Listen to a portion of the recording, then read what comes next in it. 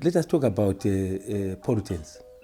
In any destructive of the earth crust or the destruction of the earth crust, there's a tendency of moving earth. And once you move earth in a mining environment, you are blasting, you're actually removing the gases from the earth crust. Carbon dioxide is emitted, methane is emitted, also hydrogen dioxide is emitted, hydrocarbons are also emitted, because we're talking about gases that are coming from the earth crust. And even the most obnoxious one, toxic one, carbon monoxide, is also removed. So in the whole process, as you move that earth crust, it actually pollutes the environment.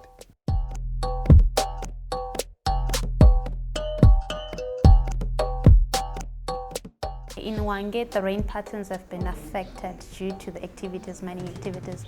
We know we don't normally have enough rainfall, but these years it's too much to the fact that they don't even have any harvest, because in rural areas mainly that depend on farming. So now, in terms of food security, they no longer have it, so it puts them at the risk. Even the kids, like the girl child, is dropped out of school, so that at least she can help with the domestic chores while the mother goes out to source for food. Just last year, an 8-year-old girl was burnt to death by coal fires. May her soul rest in peace. So many livestock are always getting burnt. If you go to Shaba mine, some elephants, hyenas are always getting burnt. Deka River, our major source of water in Hwange, it's heavily polluted. Several researchers have actually pointed to that effect. Even if you are to go to EMA, you get these records. I also spoke about Dinde earlier. People are afraid that they'll be displaced. So there's rampant human rights abuse.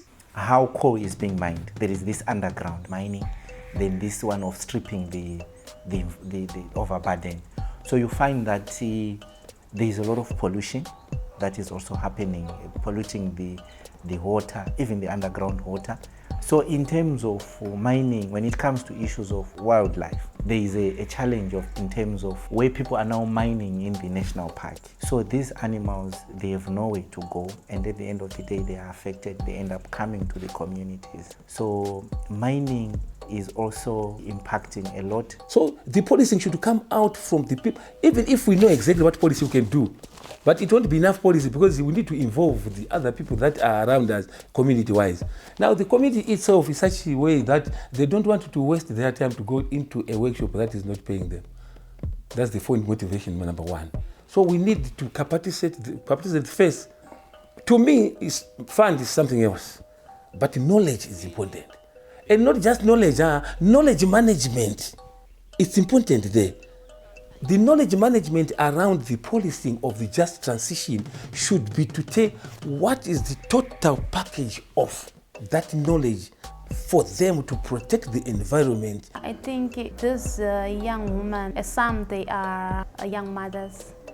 So you find that for them to sustain the family becomes difficult, and they are wasting much time trying to make ends meet, rather than for them maybe to develop themselves, to have something that can actually develop themselves.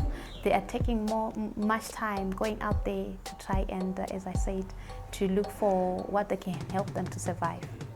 So most of the time there's nothing that has to do with development, whether it may be sewing of some baskets, or like other women, like what they're doing in Lupane, they don't have that time to do that, to do women projects, because they're out there looking for what they can eat or what can sustain them with their family. As an organization, we were currently working with several organizations which are pushing feminist issues like women in mining. We're also working with Agent Action Fund. It's also pushing a feminist agenda. So as an institution, we've integrated, the inclusion of women at the forefront of fighting back the use of fossil fuel. I will always refer to Dinde. Imagine if the people of Dinde are to be evicted today. What it means is that Since most men, because of their biology, they get absorbed into mining activities, they get employed there. Women, because of their biology, they are actually relegated to tilling the land. So what it means in short is that economically women will be affected in the sense that they won't be able to till the land. Yet men will easily be absorbed into these mining activities and life goes on. We have seen a lot of young people being arrested due to poaching. And when you ask them, they'll tell you that there is no employment. Even in these mining companies, they are not getting any opportunity for them to get employed. So the only thing they opted to do was to go and do poaching. Some of them, they were also being used by these big guys who come here to look for ivory and other stuff.